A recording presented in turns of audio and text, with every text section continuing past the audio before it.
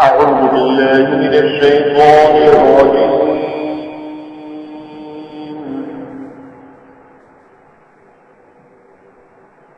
بسم الله الرحمن الرحيم.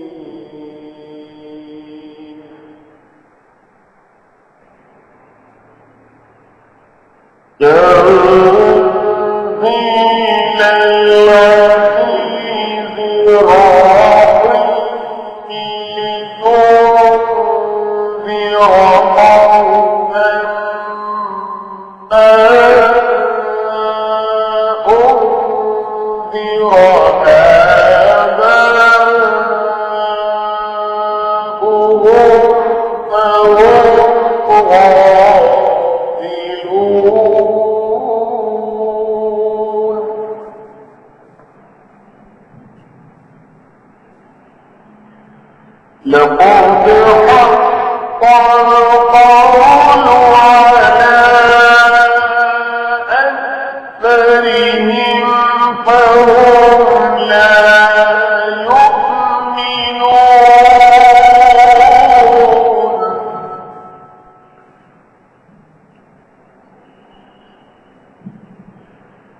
إنا جعلنا أعناقهم أغلالا فهي إلى الأذقان فهم مقمحون.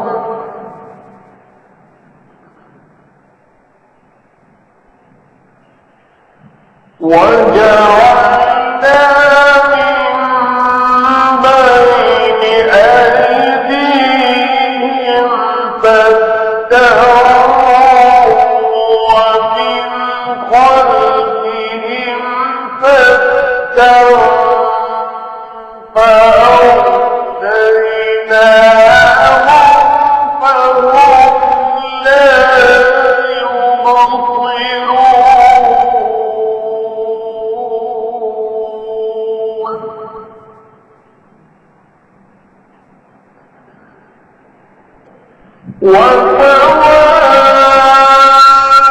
وسواء عليهم أأنذرتهم أم لم تنذرهم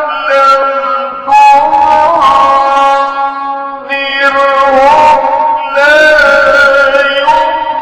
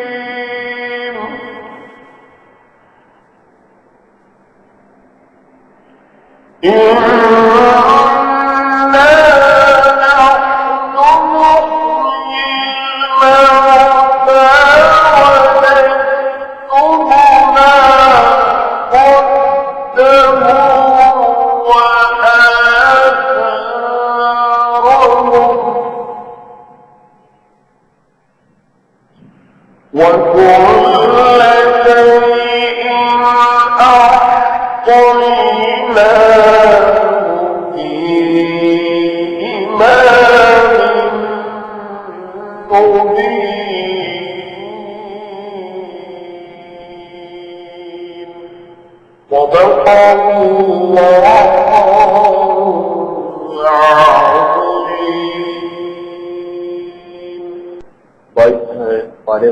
سورہ یاسین کی ابتدائی 12 آیتیں تلاوت کی گئی۔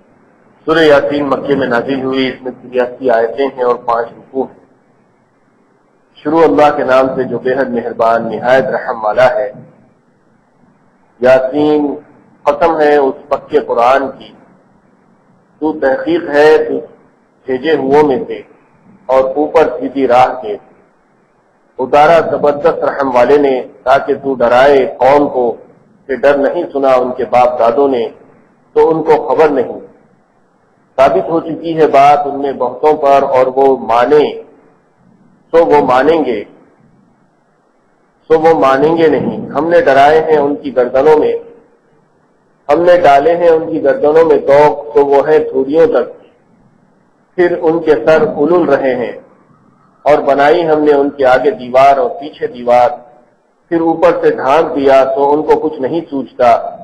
اور برابر ہے ان کو تو ڈرائے یا نہ ڈرائے، یقین نہیں کریں گے۔ تو ڈر سنائے اس کو جو چلے سمجھانے پر، اور ڈرے رحمان سے بن دیکھے، سو اس کو خوشخبری دے معافی کی اور عزت کے ثواب کی۔ ہم ہیں جو زندہ کرتے ہیں مردوں کو اور لکھتے ہیں جو آگے بھیج چکے، اور جو نشان ان کے پیچھے رہے، اور ہر چیز گن لی ہم نے ایک کھلی اصل میں۔ یقین اس کی مراد اللہ ہی کو معلوم ہے۔ قسم ہے اللہ، قسم ہے قرآن باحکمت کی کہ بے شک آپ بن جملہ پیغمبروں کے ہیں اور سیدھے راستے پر ہیں، کہ اس میں جو آپ کی پیروی کرے خدا تک پہنچ جائے، نہ کہ جیسا کفار کہتے ہیں لست مرسلا، یعنی آپ رسول نہیں، یا کہ یہ کہتے تھے کہ بل افترا، یعنی آپ نے اس کو خود گھڑ لیا ہے، جس کے لیے گمراہ ہونا لازم ہے۔ اور قرآن تعمیم ہدایت کے ساتھ آپ کی رسالت و نبوت کی دلیل بھی ہے، کیونکہ یہ قرآن خدائے زبردست مہربان کی طرف سے نازل کیا گیا ہے، اور آپ پیغمبر اس لیے بنائے گئے ہیں تاکہ آپ اولاً ایسے لوگوں کو عذاب خداوندی سے ڈرائیں جن کے باپ دادے قریب کے کسی رسول کے ذریعے سے نہیں ڈرائے گئے تھے۔ تو اسی وجہ سے یہ بے خبر ہیں، کیونکہ وہ عرب میں بعض مضامین رسول سابقہ سے منقول بھی تھے، جیسا اس آیت میں ہے ام جاءہم ما لم یأتی آباءہم الاولین، یعنی کیا قرآن ان کے پاس کوئی ایسی چیز لایا ہے جو ان کے آباء کے پاس نہیں آئی تھی، یعنی دعوت توحید کوئی نئی چیز نہیں، یہ ہمیشہ ان کے آباء و اجداد میں بھی جاری رہی ہے، مگر پھر بھی نبی کے آنے سے جس قدر تنبہ ہوتا ہے، محض اس کے بعد احکام و اخبار نقل ہو کر پہنچتے تھے، جبکہ وہ ناتمام اور متغیر بھی ہو گئے ہوں، ویسا تنبہ نہیں ہوتا۔ اور اولاً ڈرانا آپ کا قریش کو تھا، اس لیے اس جگہ انہی کا ذکر فرمایا۔ پھر عام لوگوں کو بھی آپ سے دعوت فرمائی، کیونکہ بعثت آپ کی عام ہے، اور باوجود آپ کی صحت رسالت و صدق قرآن کے یہ لوگ جو نہیں مانتے، آپ اس کا غم نہ کیجیے، کیونکہ ان میں اکثر لوگوں پر تقدیری بات ثابت ہو چکی ہے، اور وہ بات یہ ہے کہ ہدایت کے راستے پر نہ آئیں گے، تو یہ لوگ ہرگز ایمان نہ لائیں گے۔ یہ حال ان کے اکثر کا تھا، اور بعض کی قسمت میں ایمان بھی تھا، وہ ایمان بھی لے آئے، اور ان لوگوں کی مثال ایمان سے دوری میں ایسی ہو گئی کہ گویا ہم نے ان کی گردنوں میں بھاری بھاری توق ڈال دیے ہیں، پھر وہ تھوڑیوں تک اڑ گئے ہیں، جس سے ان کے سر اوپر کو الل گئے ہیں۔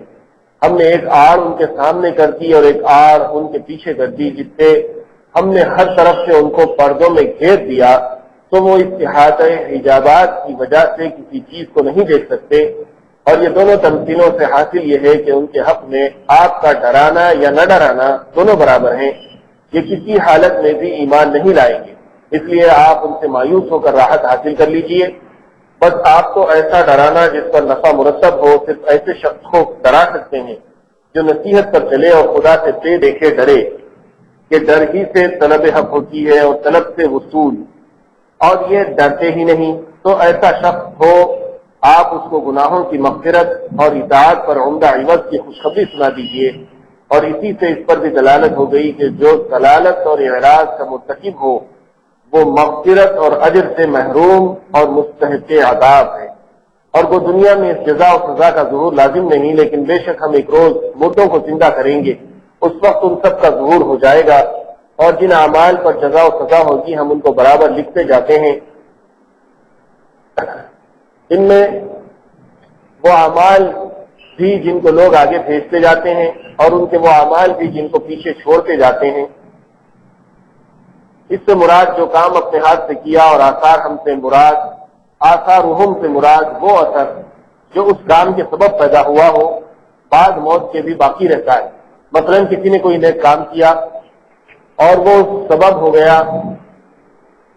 دوسروں کی بھی ہدایت کا، یا کسی نے کوئی برا کام کیا، وہ سبب ہو گیا دوسروں کی بھی گمراہی کا، غرض یہ سب کچھ لکھے جا رہے ہیں اور وہاں ان سب پر جزا و سزا مرتب ہو جائے گی۔ اور ہمارا علم تو ایسا وسیع ہے کہ ہم اس کتابت کے بھی محتاج نہیں جو بعد الوقوع ہوئی ہے، کیونکہ ہم تو ہر چیز کو جو کچھ قیامت تک ہوگا وقوع سے پہلے ہی ایک واضح کتاب یعنی لوح محفوظ میں ضبط کر چکے ہیں۔ محض بعض حکمتوں سے اعمال کی کتابت ہوتی ہے، بس جب قبل وقوع ہم کو سب چیزوں کا علم ہے تو بعد وقوع سے کیوں نہ ہوتا، اس لیے کسی عمل سے مکرنے یا پوشیدہ رہنے کی گنجائش نہیں، ضرور سزا ہوگی، اور لوح محفوظ کو واضح باعتبار تفصیل اشیاء کے کہا گیا ہے۔ سورہ یاسین کی ابتدائی 12 آیتوں کی تلاوت، ترجمانی اور خلاصے تفسیر ہم نے پیش کی ہے۔ سورہ یاسین بھی مکی صورتوں میں سے ہے، اور جیسا کہ یہ بات ہمارے علم میں کئی بار آ چکی ہے کہ مکی صورتوں کی خصوصیت یہ ہے کہ اس میں توحید، رسالت اور قرآن کے من جانب اللہ ہونے اور آخرت کے دلائل پیش کیے گئے۔ چنانچہ سورہ یاسین میں بھی ایسے ہی مضامین بار بار ہمارے سامنے آتے رہیں گے۔ ابتدا میں یہ بات عرض کی گئی ہے کہ سورہ یاسین مکے میں نازل ہوئی ہے، اس میں 83 یعنی 83 آیتیں ہیں اور اس میں 5 رکوع ہیں۔ ان 83 یا 83 آیتوں میں سے ابتدائی 12 آیتیں پڑھی گئی ہیں اور اس کا ترجمہ اور خلاصہ تفسیر بھی پیش کیا گیا ہے۔ معارف و مسائل کے سلسلے میں ابتدا میں سورہ یاسین کی جو فضیلتیں ہیں وہ بیان کی جا رہی ہیں۔ حضرت معقل بن یاسر سے روایت ہے کہ رسول اللہ صلی اللہ علیہ وسلم نے فرمایا، یاسین قلب القرآن، یعنی سورہ یاسین قرآن کا دل ہے۔ اور اس حدیث کے بعد الفاظ میں یہ ہے کہ جو شخص سورہ یاسین کو خالص اللہ اور آخرت کے لیے پڑھتا ہے تو اس کی مغفرت ہو جاتی ہے، اس کو اپنے مردوں پر پڑھا کرو۔ یہ 2 روایات ابتدا میں پیش کی گئی ہیں۔ سب سے پہلی بات یہ ہے کہ سورہ یاسین کو قرآن مجید کا قلب یعنی دل کہا گیا ہے، ہارٹ آف دی قرآن۔ جیسے انسان کے دل میں، انسان کے جسم میں دل کی اہمیت ہوتی ہے، سارے جسم کا نظام دل کے قابو میں ہوتا ہے۔ دل اگر کام صحیح کرتا ہے تو پورا جسم اس کا صحیح طور پر کام کرتا ہے، اور اگر اس کا دل کام کرنے میں کوتاہی کرے، دل میں کسی قسم کی کمی رہ جائے تو پھر پورے جسم پر اس کے اثرات مرتب ہوتے ہیں۔ اسی طرح سے پورے قرآن مجید میں یاسین شریف کی جو اہمیت ہے وہ دل کے برابر ہے، اور حضور صلی اللہ علیہ وسلم نے اس کو قلب القرآن کہا۔ اور اسی روایت میں دوسرے الفاظ اس طرح سے ہیں کہ جو شخص یاسین کو اللہ اور آخرت کے لیے پڑھتا ہے تو اللہ تعالیٰ اس کے گناہوں کی مغفرت کر دیتے ہیں۔ پھر اللہ کے رسول صلی اللہ علیہ وسلم نے یہ بھی ترغیب دی کہ یاسین کو اپنے مردوں پر پڑھا کرو۔ معلوم یہ ہوتا ہے کہ یاسین کا پڑھنا مردوں کے لیے بھی بہت زیادہ فائدہ مند ہے، اس لیے کوشش کرنی چاہیے کہ سورہ یاسین کی تلاوت ہم کثرت سے کریں، ہمارے بھی گناہوں کی مغفرت کا ذریعہ ہوگا، اور جو ہمارے مرحومین ہیں جو اس دنیا سے جا چکے ہیں ان کے لیے بھی یاسین شریف کا کو پڑھ کر ایصال ثواب کرنا بڑا مفید بتایا گیا ہے۔ امام غزالی رحمۃ اللہ علیہ نے فرمایا کہ سورہ یاسین کو قلب قرآن فرمانے کی وجہ ہو سکتی ہے کہ اس صورت میں قیامت اور حشر و نشر کے مضامین خاص تفصیل اور بلاغت کے ساتھ آئے ہیں، اور اصول ایمان میں عقیدہ آخرت وہ چیز ہے جس پر انسان کے اعمال کی صحت موقوف ہے۔ خوف آخرت ہی انسان کو عمل صالح کے لیے مستعد کرتا ہے، اور وہی اس کو ناجائز خواہشات اور حرام سے روکتا ہے۔ تو جس طرح بدن کی صحت قلب کی صحت پر موقوف ہے، اسی طرح ایمان کی صحت فکر آخرت پر موقوف ہے۔ اور اس سورت کا نام جیسا سورہ یاسین معروف ہے، اسی طرح ایک حدیث میں اس کا نام عظیمہ بھی آیا ہے، اور ایک حدیث میں اس سورت کا نام تورات میں معمہ آیا ہے، یعنی اپنے پڑھنے والے کے لیے دنیا و آخرت کی خیرات و برکات عام کرنے والی اور اس کے پڑھنے والے کا نام شریف آیا ہے۔ فرمایا کہ قیامت کے روز اس کی شفاعت قبیلہ ربیعہ کے لوگوں سے زیادہ کے لیے قبول ہوگی، اور بعض روایات میں اس کا نام مدافعہ بھی آیا ہے، یعنی اپنے پڑھنے والوں سے بلاؤں کو دفع کرنے والی، اور بعد میں اس کا نام قاضیہ بھی مذکور ہے، یعنی حاجات کو پورا کرنے والی۔ یہ مختلف نام سورہ یاسین کے ہیں، عظیمہ، معمہ، مدافعہ، قاضیہ، یہ چار نام خاص طور سے سورہ یاسین کے احادیث میں ذکر کیے گئے ہیں۔ عظیمہ عظمت سے ہے، معمہ یہ بہت سے معاملات کو حل کرنے والی، کئی سوالات جو انسان کے ذہن و دماغ میں پیدا ہو سکتے ہیں سورہ یاسین اس کو دفع کرتی ہے۔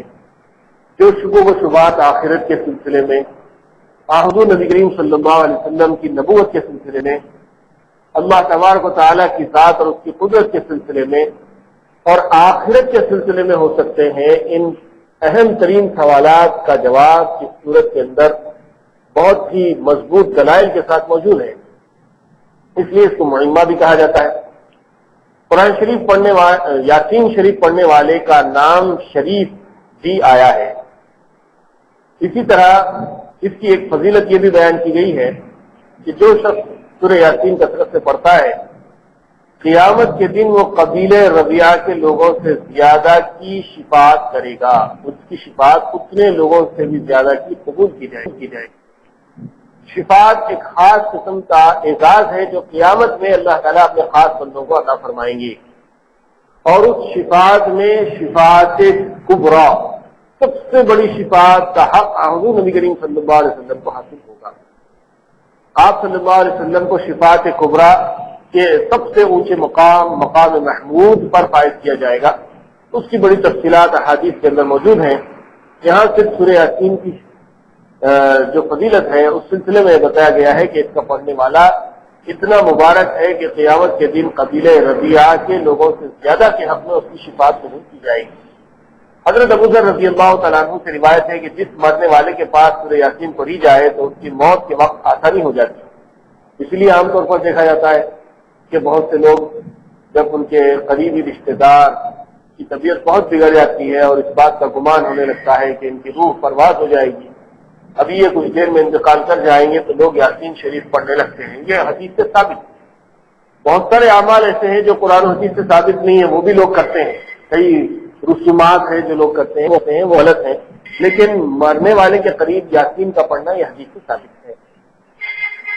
حضرت عبداللہ بن زبیر رضی اللہ تعالیٰ عنہ نے فرمایا کہ جو شخص سورہ یاسین کو اپنی حاجت کے آگے کر دے تو اس کی حاجت پوری ہو جاتی ہے۔ کوئی اہم کام ہے، رکا ہوا ہے، تو اس کو چاہیے کہ سورہ یاسین پڑھ کر دعا کرے تو انشاءاللہ وہ کام پورا ہو جائے گا۔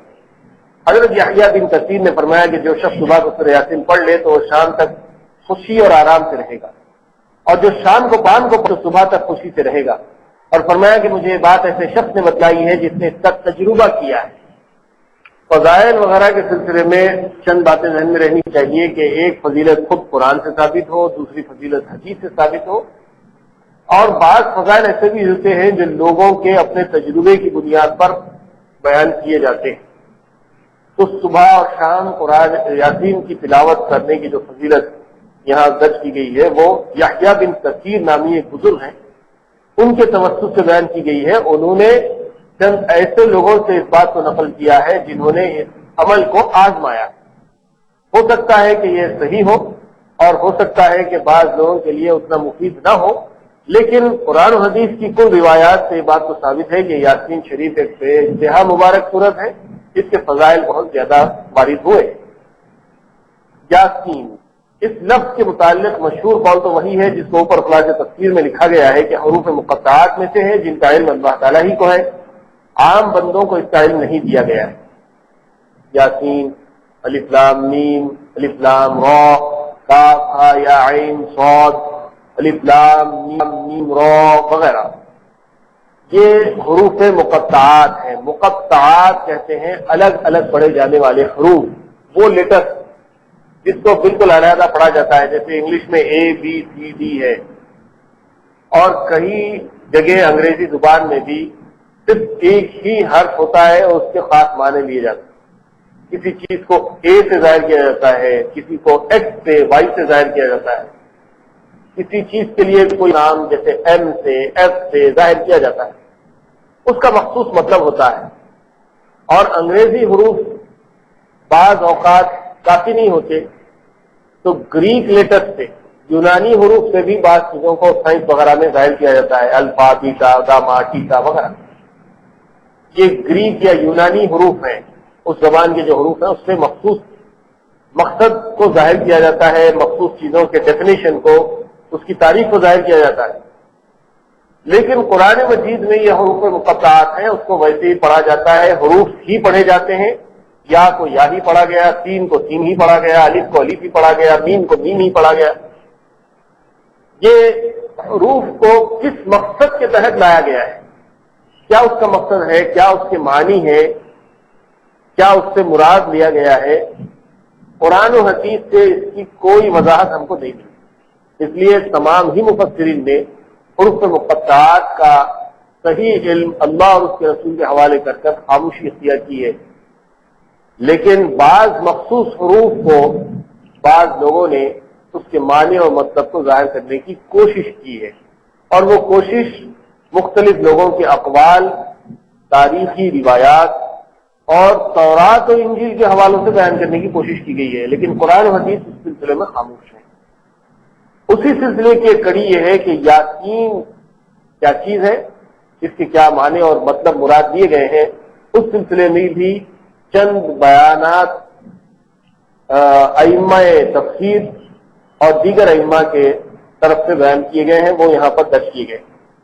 ابن عربی نے احکام القرآن میں فرمایا کہ امام مالک نے فرمایا کہ یہ اللہ کے ناموں میں سے ایک نام ہے۔ امام مالک کا قول ہے کہ یاسین اللہ کے ناموں میں سے ایک نام ہے۔ حضرت ابن عباس رضی اللہ تعالیٰ عنہ سے بھی ایک روایت یہی ہے کہ اسماء الہیہ میں سے ہے۔ ایک روایت، بلکہ دو روایت یہاں درج کی گئی ہیں۔ ایک روایت زیادہ مستحکم معلوم ہوتی ہے جو حضرت ابن عباس رضی اللہ تعالیٰ عنہ سے منقول ہے کہ یہ اسماء الہیہ میں سے اللہ تعالیٰ کے ناموں میں سے ایک نام ہے۔ اور ایک روایت میں یہ ہے کہ یہ حبشی زبان کا لفظ ہے جس کے معنی ہے اے انسان، اور مراد انسان سے نبی کریم صلی اللہ علیہ وسلم ہے۔ حضرت ابن جبیر کے کلام سے مستفاد ہے، یہ بھی مستفاد ہے کہ لفظ یاسین نبی کریم صلی اللہ علیہ وسلم کا نام ہے۔ روح المعانی میں ہے کہ رسول اللہ صلی اللہ علیہ وسلم کا نام ان دو عظیم الشان حرفوں سے رکھا، یعنی یا اور سین، اس میں بڑے راز ہیں۔ مختلف لوگوں کے اقوال ہیں، بعض نے کہا ہے کہ اللہ تعالیٰ کے ناموں میں سے ہے، بعض نے کہا ہے کہ یا حضور صلی اللہ علیہ وسلم کے ناموں میں سے۔ یاسین کسی کا نام رکھنا کیسا ہے؟ امام مالک نے اس کو اس لیے پسند نہیں کیا کہ ان کے نزدیک یہ اسماء الہیہ میں سے ہیں اور اس کے صحیح معنی معلوم نہیں۔ اس لیے ممکن ہے کہ کوئی ایسے معنی ہوں جو اللہ تعالیٰ کے ساتھ مخصوص ہیں، جیسے خالق، رازق وغیرہ۔ البتہ اس لفظ کو یا اور سین کے رسم الخط سے لکھا جائے تو یہ کسی انسان کا نام رکھنا جائز۔ یا الف زبر یا اور سین یا نون سین اسپیلنگ کے ساتھ اگر لکھا جائے، ورڈ کے ساتھ اگر لکھا جائے، تو ایسی صورت میں یہ آدمی کے نام رکھے جا سکتے ہیں۔ یہ ائمہ کا قول ہے، کیونکہ قرآن کریم میں آیا ہے کہ سلام علی الیاسین۔ آیت مذکورہ کی معروف قرأت الیاسین ہے، مگر بعض قرأتوں میں آل یاسین بھی آیا ہے۔ لتنذر قوما ما انذر آباؤہم۔ یہاں سے اب اس سورت کی آیات کی تفصیل شروع ہو رہی ہے۔ ابھی تک سورہ یاسین کی فضیلت اور یاسین جو الفاظ ہیں اس سلسلے میں کچھ وضاحتیں پیش کی گئی۔ لتنذر قوما ما انذر آباؤہم فہم غافلون، اس سے مراد عرب ہیں۔ معنی یہ ہے کہ اس کے معنی ان کے آباء و اجداد میں کوئی نذیر یعنی پیغمبر عرصے دراز سے نہیں آیا، اور آباء و اجداد سے مراد قریبی آباء و اجداد ہیں۔ ان کے جد اعلیٰ حضرت ابراہیم علیہ السلام اور ان کے ساتھ حضرت اسماعیل علیہ السلام کے بعد اتنی صدیوں سے عرب میں کوئی پیغمبر نہیں آیا تھا۔ اگرچہ دعوت و تبلیغ اور انذار و تبشیر کا سلسلہ برابر جاری رہا، جس کا ذکر قرآن کریم کی آیت میں بھی ہے جو خلاصہ تفسیر میں آ چکی ہے، اور ان آیت میں ان من امت الا خلا فیہا نذیر کا بھی یہی مقتضا ہے کہ رحمت خداوندی نے کسی قوم و ملت کو دعوت و انذار سے کسی زمانے اور کسی خطے میں محروم نہیں رکھا، مگر یہ ظاہر ہے کہ انبیاء کی تعلیمات ان کے نائبوں کے ذریعے پہنچنا وہ اثر نہیں رکھتا جو خود نبی یا پیغمبر کی دعوت و تعلیم کا ہوتا ہے۔ اس لیے آیت مذکورہ میں عربوں کے متعلق یہ فرمایا گیا کہ ان میں کوئی نذیر نہیں آیا، اسی کا یہ اثر تھا کہ عرب میں عام طور پر پڑھنے والے اور تعلیم کا کوئی مستحکم نظام نہیں تھا، اسی وجہ سے ان کا لقب امیین ہوا۔ جو پہلی آیت ہے یاسین کے بعد والقرآن الحکیم، ختم قرآن حکیم کی، انک لمن المرسلین علی صراط مستقیم، تنزیل من رب الرحیم۔ یہ آیتوں کے بعد ایک اہم آیت ہے جس میں عرب قوم سے مخاطب کیا گیا ہے کہ لِتُنذِرَ قَوْمًا مَا أُنذِرَ آبَاؤُهُمْ فَهُمْ غَافِلُونَ۔ یہ قرآن اللہ کی طرف سے ہے اور اے نبی صلی اللہ علیہ وسلم آپ اللہ کے پیغمبر ہیں۔ اس کے بعد یہ بتایا گیا کہ لِتُنذِرَ قَوْمًا مَا أُنذِرَ آبَاؤُهُمْ فَهُمْ غَافِلُونَ۔ اے نبی صلی اللہ علیہ وسلم آپ کو ان لوگوں میں پیغمبر اس لیے بنا کر بھیجا گیا ہے کہ ایک زمانے دراز سے، کئی صدیوں سے ان لوگوں کے پاس کوئی باضابطہ پیغمبر نہیں آئے۔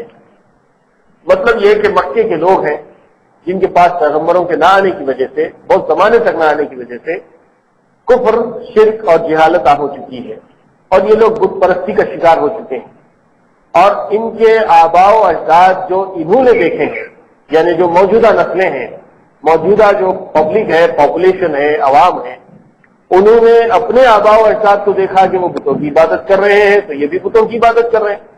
کئی بار ان سے سوال بھی کیا گیا کہ یہ بتوں کی عبادت تم کیوں کرتے ہو؟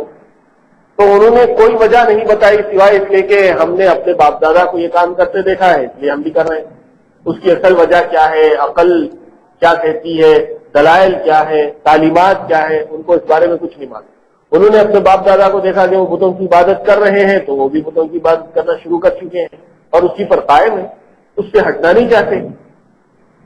تو اسی لیے اللہ تعالیٰ نے فرمایا ہے کہ لِتُنذِرَ قَوْمًا مَا أُنذِرَ آبَاؤُهُمْ فَهُمْ غَافِلُونَ۔ ہم نے اے نبی صلی اللہ علیہ وسلم آپ کو نبوت اور رسالت دے کر اس قوم کے پاس اس لیے بھیجا ہے تاکہ آپ اس قوم کو ڈرائیں، اس لیے کہ اس سے پہلے ان کے باپ دادا کو کوئی ڈرانے والا نہیں ملا۔ تم غافلون، اور ان کے باپ دادا غفلت میں پڑے ہوئے تھے۔ یہاں رک کر ایک بات سوچنے کی ہے، وہ یہ ہے کہ بہت سے لوگوں کو اپنے آباء و اجداد پہ بڑا غرور ہوتا ہے اور وہ اپنے آباء و اجداد کی کسی بات کے خلاف کچھ بھی سننے کے لیے تیار نہیں ہوتے۔ باپ کو بولتے، اماں کو بولتے، دادا کو بولتے، ہمارے بیوقوف تھے وہ لوگ، یہ سوال ہوتا ہے۔ وہ لوگ ہم کو یہ سکھائے ہیں، ہم ان سے یہ چیز کرتے ہوئے آ رہے ہیں، اس لیے ہم یہ کر رہے ہیں۔ مذہب کے معاملے میں تو آدمی عام طور پر اپنے آباء و اجداد کا فالوور ہوتا ہے۔ باپ دادا مسلمان ہیں تو یہ بھی مسلمان ہے، باپ دادا ہندو ہے تو یہ بھی ہندو ہے، باپ دادا کافر مشرک ہے تو یہ بھی مشرک، باپ دادا نے بت پرستی کی ہے اور ہم بچپن سے دیکھتے آئے ہیں کہ وہ بھی بتوں کی پوجا پاٹ کرتے تھے تو ہم بھی کر رہے ہیں۔ باپ دادا سکھ ہے تو یہ سکھ ہے، عیسائی ہے تو یہ عیسائی ہے۔ جس مذہب پر آپ آدمی کے آباء و اجداد ماں باپ ہوتے ہیں اسی مذہب پر عام طور پر دنیا میں لوگ ہوتے ہیں۔ اسی لیے یہاں پر ایک بہت اہم بات ذکر کی گئی ہے کہ آباء و اجداد دین اور مذہب اور عقیدے کی بنیاد نہیں ہو سکتے۔ ہو سکتا ہے کہ باپ دادا غلطی پر تھے، وہ غفلت میں تھے، ان کے پاس صحیح علم نہیں آیا تھا، ان کو کوئی ڈرانے والا، کوئی نبی، کوئی رسول، کوئی پیغمبر، کوئی نذیر، کوئی بشیر نہیں ملا، جس کی وجہ سے وہ غلط راہ کے اوپر قائم رہے، اسی میں ان کی زندگی رہی، اسی میں وہ ختم ہو۔ اب تمہارے پاس نبی اور پیغمبر آ چکے ہیں، دلائل لے کر آ چکے ہیں، تمہارے سامنے معجزات پیش کر رہے ہیں، ایک سے بڑھ کر ایک معجزہ تمہارے سامنے نبوت کی دلیل کے طور پر پیش کر رہے ہیں۔ اب تم کو اللہ تعالیٰ عقل دے کر تمہارے درمیان میں نبی اور رسول کو بھیج کر آزما رہے ہیں کہ تم ان کا کیا جواب دیتے ہو، کیا سلوک ان کے ساتھ کرتے ہو۔ یہ ایک بہت بڑا چیلنج ہے، اور یہ چیلنج جو ہے آباء و اجداد کے خلاف ہے، جو غفلت میں پڑے ہوئے تھے، جن کے پاس کوئی دلیل نہیں آئی تھی، جن کے پاس کوئی نبی اور رسول نہیں تھے، جس کی وجہ سے وہ غلط راہ پر تھے۔ اب تمہارے پاس نبی اور رسول آ چکے ہیں، تم غلط راستے کو چھوڑو اور سیدھے راستے کی طرف آؤ۔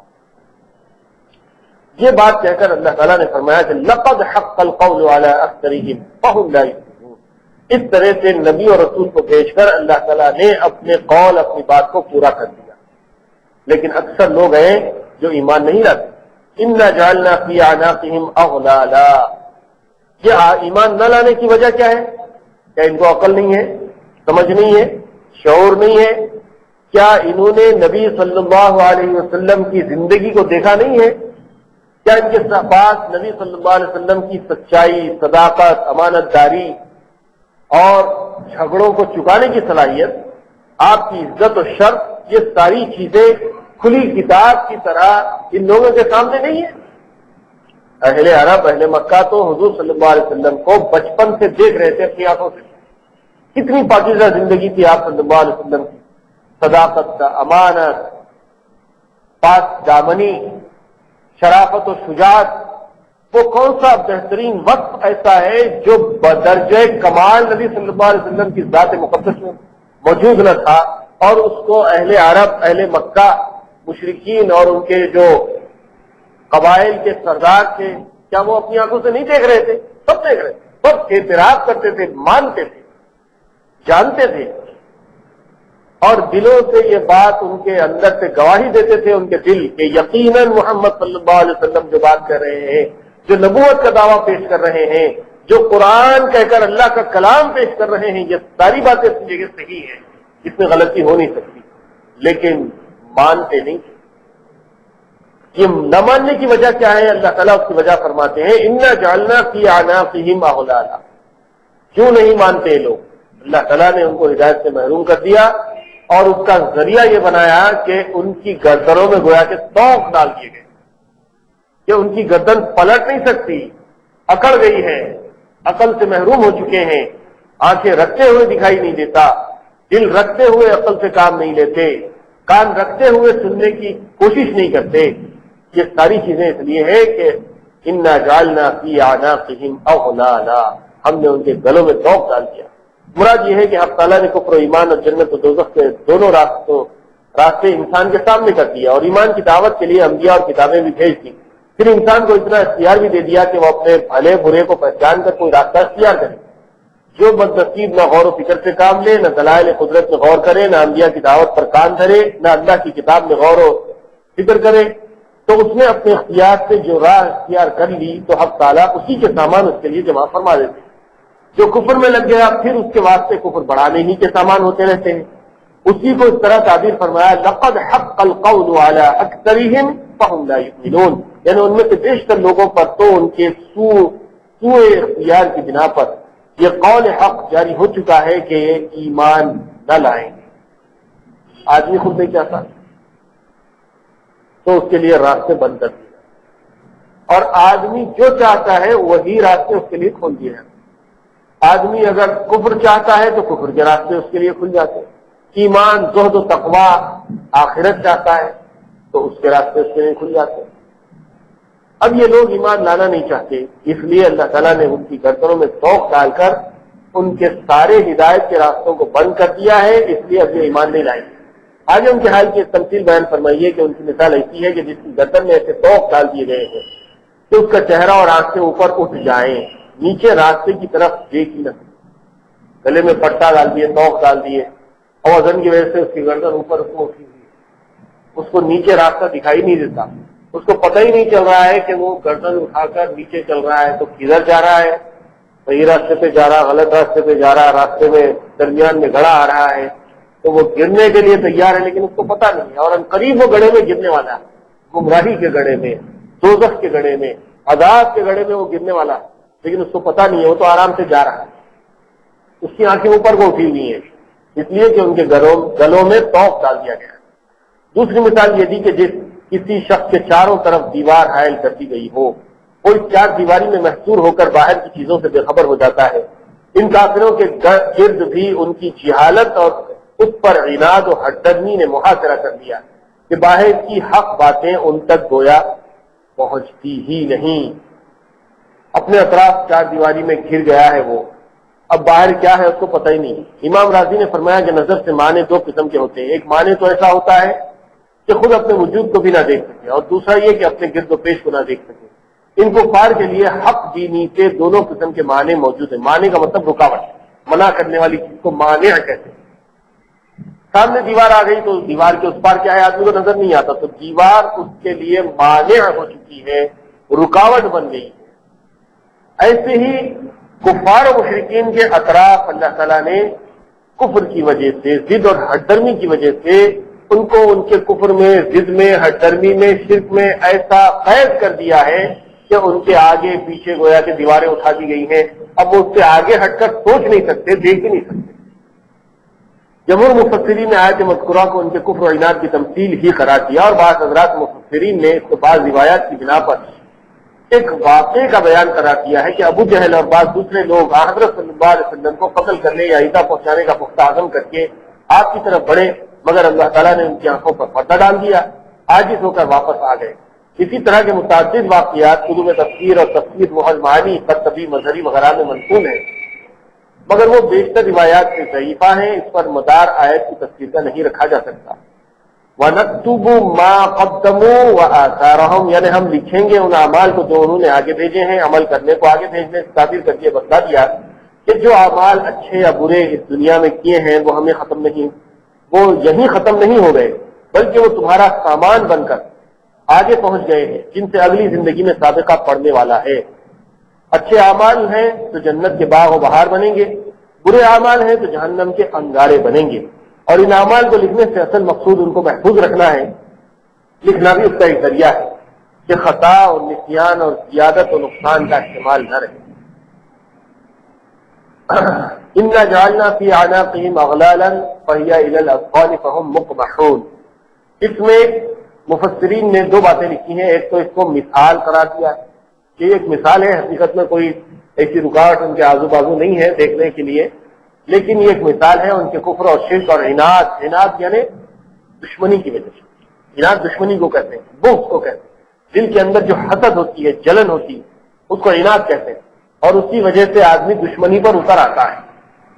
تو مشرکین کے اندر حضور صلی اللہ علیہ وسلم کے متعلق اور قرآن کے متعلق، اسلام کے متعلق ایسا ہی عناد بھرا ہوا تھا، دشمنی بھری ہوئی تھی، اسی وجہ سے وہ لوگ اس کو ماننے اور سننے کے لیے تیار نہیں ہوتے تھے۔ بعض نے کہا ہے کہ حقیقت میں ایسے مشرکین کے ارد گرد اللہ تعالیٰ نے کچھ ایسی رکاوٹیں کھڑا کر دی تھیں جس کی وجہ سے وہ حقیقت کو دیکھ نہیں سکتے۔ یہ بات چاہے مثال ہو یا واقعہ ہو، لیکن ایک بات سیرت نبوی میں، نبی صلی اللہ علیہ وسلم کی سیرت میں ہم کو واضح طور پر ملتی ہے، اور مشہور واقعہ ہجرت کا جو تمام ہی کتب سیرت میں لکھا گیا ہے، اور اس واقع ہجرت کی اہمیت کا اندازہ اس بات سے لگایا جا سکتا ہے کہ اسلامی تاریخ کا سارا کیلنڈر ہجرت سے نکلا ہے۔ اب 1432 ہجری چل رہا ہے، یعنی حضور صلی اللہ علیہ وسلم نے مکے سے مدینہ جو ہجرت کی اس کے بعد اب 1432 سال ہو رہے ہیں، یہ اسلامی کیلنڈر ہے، اور ابھی ہمارا ذی الحج کا مہینہ چل رہا ہے۔ اس کے بعد محرم جب شروع ہو جائے گا تو اسلامی کیلنڈر کا دوسرا سال شروع ہوگا، نیا سال شروع ہوگا۔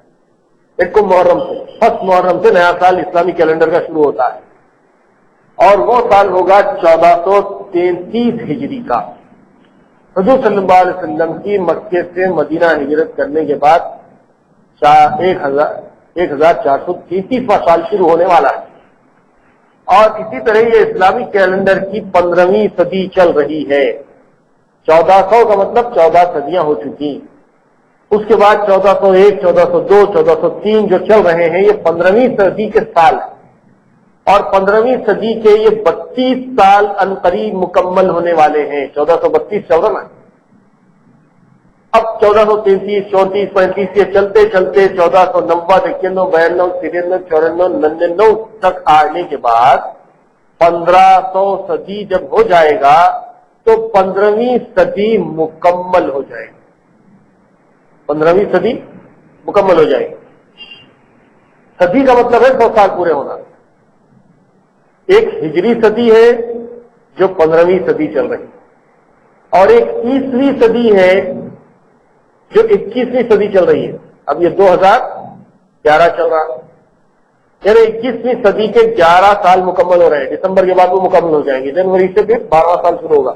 تو یہ 12واں سال کون سی صدی کا ہے؟ 21ویں صدی کا ہے، 20ویں صدی کا نہیں۔ 20ویں صدی ختم ہو گئی، 1900 کے جتنے آنکڑے تھے وہ 20ویں صدی کے تھے. 1900 کے بعد جو +1 2 3 4 جو آ رہا ہے وہ 20ویں صدی کے سال تھے، وہ ختم ہو گئے. تو 1900 ہماری ڈیٹ آف برتھ اگر 1900 میں ہے تو ہم 20ویں صدی میں پیدا ہوئے. اب 2000 جب شروع ہو گیا، 2001 2002 تو اب 21ویں صدی میں آ گئے. تو ہم نے اپنی زندگی میں 21ویں صدی کے آخری سال اور 20ویں صدی کے ابتدائی سال بھی دیکھے. اور جو لوگ اسلامک کیلنڈر کی 14ویں صدی میں پیدا ہوئے اور 15ویں صدی میں چل رہے ہیں، تو وہ اسلامک کیلنڈر کی 14ویں صدی کے آخری سال اور 15ویں صدی کے یہ ابتدائی سال، ابتدائی بھی اب نہیں بول سکتے، 32 سال جب ہو رہے ہیں، 33 سال ہو رہے ہیں، تو اب یہ درمیانی سال شروع ہو گئے. تو ہم لوگ جو 40 45 سال 50 سال کی عمروں کے جو لوگ ہیں، ان لوگوں کو یہ بات کا شرف حاصل ہے کہ انہوں نے 20ویں صدی، عیسوی کیلنڈر کے بھی 2 صدیاں دیکھی اور ہجری کیلنڈر کی بھی 2 صدیاں دیکھی. جو لوگ 21ویں صدی کے بعد پیدا ہو رہے ہیں، 2001 2002 کے بعد جو پیدا ہو رہے ہیں، عام طور پر ایوریج ایج تو 60 70 80 سال کی، تو 60 70 80 سال میں مر جائیں گے.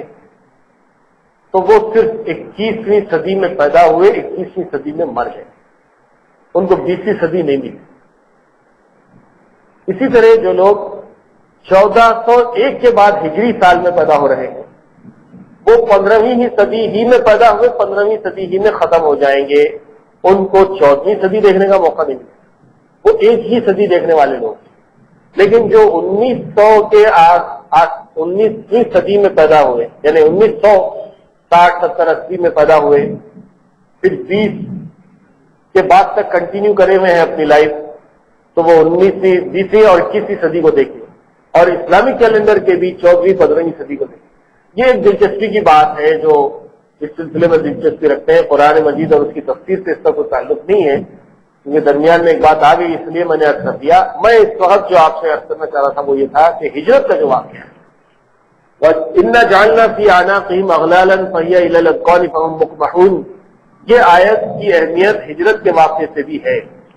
ہجرت کے واقعے میں تمام ہی سیرت نگاروں نے کتابوں میں یہ لکھا ہے کہ جب حضور صلی اللہ علیہ وسلم دعوت و تبلیغ کا کام انجام دینے لگے، مکے میں دشمنیاں بڑھ گئیں، آپ صلی اللہ علیہ وسلم کو ستایا جانے لگا، ویزا رسانی حد سے تجاوز کر گئی، تو پھر ہجرت کا حکم آیا اور حضور صلی اللہ علیہ وسلم نے صحابہ کرام کو ہجرت کرنے کا حکم دیا. صحابہ نے کبھی حبشہ کی طرف، کبھی یمن کی طرف، شام کی طرف ہجرتیں کی، اور آخر میں فائنل ہجرت مدینے کی طرف متعین ہوگی. اور اب وقت آ گیا کہ صورتحال ایک فائنل اسٹیج کے اندر آ گئی. آخری ڈیسیشن لینے کے لیے مشرکین عرب بیٹھے دارالندوا میں. دارالندوا ایک خاص مکان تھا جہاں پر سرداران قریش کوئی اہم مسئلے کی یکسوئی کے لیے جمع ہوتے تھے، پنچایت کی طرح بیٹھتے تھے، اور بیٹھ کے وہاں تمام سردار ڈسکس کرتے تھے، بحث مباحثہ ہوتا تھا، اور ایک حل نکالنے کی کوشش کی جاتی تھی کہ مسئلہ جو اس وقت ہے مکے میں وہ محمد کے وجہ سے ہے کہ محمد جب سے ایک خدا کی طرف لوگوں کو بلا رہے ہیں تو ہماری سوسائٹی ڈیوائیڈ ہو گئی ہے. باپ بیٹے میں اختلاف ہو گیا، گھرانوں میں اختلاف ہو گیا، بیٹا مسلمان ہے باپ کافر ہے، باپ مسلمان ہے بیٹا کافر ہے، درمیان میں 2 گروپ ہو گئے، ایک توحید کا علمبردار، دوسرے اپنے آباء و اجداد کے دین پر چل رہا ہے، ایک کشمکش ہے، تناؤ ہے، ایک دوسرے کے درمیان میں کھینچا تانی چل رہی ہے. یہ اتنا بڑا پرابلم ہے کہ مکے کی سوسائٹی میں اس سے بڑا پرابلم پہلے کبھی نہیں آیا. اس پرابلم کو سالو کرنے کے لیے مشرکین عرب دارالندوا میں بیٹھے، اور وہاں پر انہوں نے چاہا کہ محمد کا مسئلہ کس طرح سے ختم کیا جائے، کس طرح سے اس سے نمٹا جائے. تو ان لوگوں نے یہ تجاویز پیش کی کہ محمد کو مکے سے نکال. انہوں نے کہا کہ اگر مکے سے نکل جائیں گے تو دوسرے شہر میں جا کے پھر اپنا کام کریں گے، پھر وہاں سے آ کے مکے پہ اٹیک کریں گے، تو پھر ہمارے سارے معاملات خطرے میں ہی پڑتے ہوئے نظر آ رہے ہیں. پھر کسی نے کہا کہ ان کو قید کر دو، تو کہا کہ قید کر دیں گے تو قید خانے میں لوگوں کا ذہن بنائیں گے، وہاں تبلیغ کریں گے اور وہاں بھی لوگوں کو آبائی دین سے برگشتہ کریں گے. قید کرنا بھی مناسب نہیں ہے، ملک بدر کر دینا بھی مناسب نہیں ہے، تو پھر کیا کرنا، قتل کر دینا. قتل کرنے کے لیے کیسا کریں گے؟ محمد کا تعلق قریش سے ہے اور قریش مکے کا سب سے معزز خاندان ہے. اگر قتل کریں گے تو سب ان سے خون بہا لیں گے، بدلہ لیں گے، پھر ایک نئی جنگ چھڑ جائے گی، قبائل کے درمیان میں خانہ جنگی ہوگی، خون خرابہ ہوگا. اس لیے کیا کرنا چاہیے کچھ سمجھ میں نہیں آ رہا. اتنے میں ایک شخص شیخ نجد کی شکل لے کر داخل ہوا، جس کے بارے میں سیرت نگاروں نے لکھا ہے کہ وہ ابلیس تھا. ایک بوڑھے کی شکل میں آیا، آ کر ابو جہل کے بازو بیٹھ گیا اور اس نے کہا کہ مجھے معلوم ہے کہ تم کس مسئلے میں آپس میں گفتگو کر رہے ہو، کون سا پرابلم ہے تمہارے سامنے جس پر اس وقت ڈسکشن ہو رہا ہے. میں بھی اس میں شریک ہونا چاہتا ہوں، میں بھی اس میں مشورہ دینا چاہتا ہوں. پھر ابو جہل نے ایک مشورہ اور تجویز یہ پیش کی کہ محمد کو قتل تو کر دیں گے، لیکن کوئی ایک دو آدمی نہیں بلکہ تمام قبیلے کے لوگوں میں سے ایک ایک آدمی کو چن کر پورے قبائل کا ایک ایک نمائندہ ہو اور وہ سب مل کر محمد پر وار کر کے قتل کر دے تاکہ اہل قریش ہم سے بدلہ نہ لے. ایک آدھ خاندان ہے تو ان سے بدلہ لیا جائے گا، سارے خاندان مل کر آئیں گے تو بدلہ کیسے لیا جائے گا؟ تو اب ظاہر ہے کہ خوب وہاں پر وہ لوگ تیار ہو جائیں گے اور خوب وہاں سب مل کے دے دیں گے چاہے کتنی ہی دولت مانگے. اس بات کو ابو جہل نے پیش کیا تو سب نے تائید کی اور ابلیس جو شیخ نجد کی شکل میں وہاں آیا تھا اس نے بھی تائید کی. جب یہ تائید سے یہ مشورہ طے ہو گیا کہ اب محمد کو قتل کیا جائے گا تو تمام قبائل میں سے بڑے بڑے سرماؤں کو، پہلوانوں کو منتخب کیا گیا اور ان سب سے کہا گیا کہ رات میں جب محمد اٹھیں گے نماز پڑھنے کے لیے تو اس وقت سب مل کر ایک ساتھ ان سے وار کر دو اور ان کو ختم کر دو. نعوذ باللہ من ذالک. یہ طے ہوا اور سب لوگ مل کر اپنے پلان کے مطابق حضور صلی اللہ علیہ وسلم کے مکان کو آ کے گھیر لیا اور اس بات کے منتظر رہے کہ آدھی رات کے بعد فجر سے پہلے محمد جب تہجد کے لیے اٹھیں گے اور ضروریات سے فارغ ہونے کے لیے باہر آئیں گے اس وقت سب مل کر محمد کو ختم کر دیں. یہ پلان بنا کر یہ سارے لوگ حضور صلی اللہ علیہ وسلم کے مکان کے پاس گھیر لیے اس کو اور انتظار کرنے لگے. ادھر اللہ تعالیٰ نے حضور صلی اللہ علیہ وسلم کو حکم دیا، وحی آئی کہ محمد اب آپ کو یہاں سے ہجرت کرنا ہے اور آج ہی کی رات نکلنا ہے. اس محاصرے کو توڑ کے نکلنا ہے جس میں لوگوں نے آپ کے قتل کا منصوبہ بنا دیا ہے. چنانچہ حضور صلی اللہ علیہ وسلم نے حضرت علی کو اٹھایا، جو لوگوں کی امانتیں تھی وہ حضرت علی کے حوالے کی اور کہا کہ علی اب میرے بستر پہ سو جاؤ اور بعد میں سارے لوگوں کی امانتیں واپس کر کے تم بعد میں ہجرت کر کے مدینہ آ جانا. حضرت علی حضور کے بستر پہ سو گئے. حضور صلی اللہ علیہ وسلم اٹھے اپنے بستر سے اور مٹی لی اپنے ہاتھ میں، ایک مٹھی بھر خاک لی اور یہ آیت سورہ یاسین کی پڑھتے ہوئے اس خاک کو ہوا میں پھینک دیا. انا جعلنا فی اعناقهم اغلالا فهي الى الاذقان فهم مقمحون، جس میں اللہ تعالیٰ نے فرمایا کہ بے شک ہم نے ان کے آگے پیچھے ایک آڑ کر دی، ان کے اوپر غفلت طاری ہو گئی اور وہ دیکھ لی. جب یہ آیت پڑھ کر مٹی پھینکی حضور صلی اللہ علیہ وسلم نے تو اللہ تعالیٰ نے اپنی قدرت سے ان تمام لوگوں کے سروں پہ وہ مٹی کو پہنچا دیا اور ان کے اوپر بے ہوشی طاری ہو گئی، رچ کھا کے گر گئے اور انہی کے درمیان میں سے اللہ کے رسول صلی اللہ علیہ وسلم نکلے. حضرت ابوبکر کے مکان گئے. حضرت ابوبکر تیار بھی تھے، وہاں سے حضرت ابوبکر کو لے کر اور وہاں سے جا کر یہ لوگ غار ثور کے اندر چھپے. 3 دن تک غار ثور کے اندر چھپے رہے. پھر وہاں سے ہجرت کا تفصیلی واقعہ ہے. یہاں پر اس آیت کے ضمن میں یہ عرض کرنا چاہتا ہوں کہ چاہے اس آیت کا مطلب مثال دینا ہو چاہے حقیقت ہو، لیکن سیرت کا یہ واقعہ بتا رہا ہے کہ انسان کو اگر کوئی خطرناک قسم سے دشمن کا سابقہ ہے اور اس سے وہ بچنا چاہتا ہے تو یہ آیت پڑھ کر اس کو آزما سکتا ہے کہ وہ دشمن کے اوپر حاوی ہو جاتا ہے اور دشمن کے اوپر غفلت کے پردے پڑ جاتے ہیں اور آدمی اپنا آسانی سے اپنے آپ کو بچا سکتا ہے. جیسے حضور صلی اللہ علیہ وسلم نے اپنے آپ کو بچایا. یہ آیت پڑھ کر جب ان کے اوپر پھینکی گئی مٹی تو اللہ تعالیٰ نے ان کے اوپر غشی طاری کر دی. انا جعلنا فی اعناقهم اغلالا فهي الى الاذقان فهم مقمحون. یہ اس آیت کی تفصیل یہ واقعہ ہے، اگرچہ کہ وہ یہاں پر درج نہیں کیا گیا. اعمال کی طرح اعمال کے اثرات بھی لکھے جاتے ہیں. ایک بات یہاں پر ہے، وَنَكْتُبُ مَا قَدَّمُوا وَآثَارَهُمْ. اللہ تعالیٰ نے فرمایا کہ ہم نے جو کچھ انہوں نے کیا آگے چھوڑا اور پیچھے چھوڑا، آگے کے لیے کیا اور پیچھے چھوڑا، اس کو ہم لکھ دیتے ہیں. کتابت اعمال کا ایک مستقل کام ہے جو اللہ تعالیٰ فرشتوں کے سپرد کر چکے ہیں. ہر آدمی کے کاندھوں پر کرامن کاتبین بیٹھے ہوئے ہیں، اعمال کے لکھنے والے فرشتے ہیں جو اس کے ہر اچھے برے عمل کو نوٹ کر رہے ہیں. اور یہاں پر ایک لفظ اور آیا ہے آثارہم، اعمال اور اعمال کے آثار. آدمی جو کام کرتا ہے اس کا کوئی نہ کوئی اثر ہوتا ہے. کسی کو ضرب لگائی گئی، مارا، آپ نے تو مار دیا، لیکن مار کا اثر کیا ہے؟ کتنا درد ہوتا ہے، کتنی تکلیف ہوتی ہے، کتنا زخم پہنچتا ہے، کتنا خون بہتا ہے، وہ تو اس کو محسوس ہوتا ہے جس کے اوپر مار پڑی ہے. تو مارنے کا تو عمل ہے، اس کا اثر مار جس سے پڑی ہے اس کے اوپر مرتب ہوتا ہے. یہاں تک کہ اگر مار اتنی زبردست ہے، اتنی شدید ہے کہ آدمی ہلاک ہو جائے تو آدمی مر بھی جاتا ہے، وہ اس کا اثر ہے. ایسے ہی ہر چھوٹے بڑے عمل کا اثر ہوتا ہے، اعمال اور اس کے اثرات. یہاں پر تفسیر بتا رہی ہے کہ اعمال بھی لکھے جاتے ہیں، اثرات بھی لکھے جاتے ہیں. وہ آثار ہوں، یعنی جس طرح ان کے کیے ہوئے اعمال لکھے جاتے ہیں اسی طرح ان کے آثار بھی لکھے جاتے ہیں. آثار سے مراد اعمال کے وہ ثمرات اور نتائج ہیں جو بعد میں ظاہر ہوتے ہیں اور باقی رہتے ہیں. مثلا کسی نے لوگوں کو دین کی تعلیم دی، دینی احکام بتلائے، یا اس کے لیے کوئی کتاب تصنیف کی جس سے لوگوں نے دین کا نفع اٹھایا، یا کوئی وقف کر دیا جس سے لوگوں کو اس کے بعد نفع پہنچا، یا اور کوئی ایسا کام کیا جس سے مسلمانوں کو فائدہ پہنچا، تو جہاں تک اس کے اس عمل خیر کے آثار پہنچیں گے اور جب تک پہنچتے رہیں گے وہ سب اس کے اعمال نامے میں لکھے جاتے رہیں گے. اسی طرح برے اعمال جن کے برے ثمرات و آثار دنیا میں باقی رہے، مثلا ظالمانہ قوانین جاری کرتی ہے، ایسے ادارے قائم کرتی ہے جو انسانوں کے اعمال و اخلاق کو خراب کر دیتے ہیں، یا لوگوں کو کسی غلط اور برے راستے پر ڈال دیا، تو جہاں تک اور جب تک اس کے عمل کے برے نتائج اور مفاسد وجود میں آتے رہیں گے اس کے نام اعمال میں لکھے جاتے رہیں گے.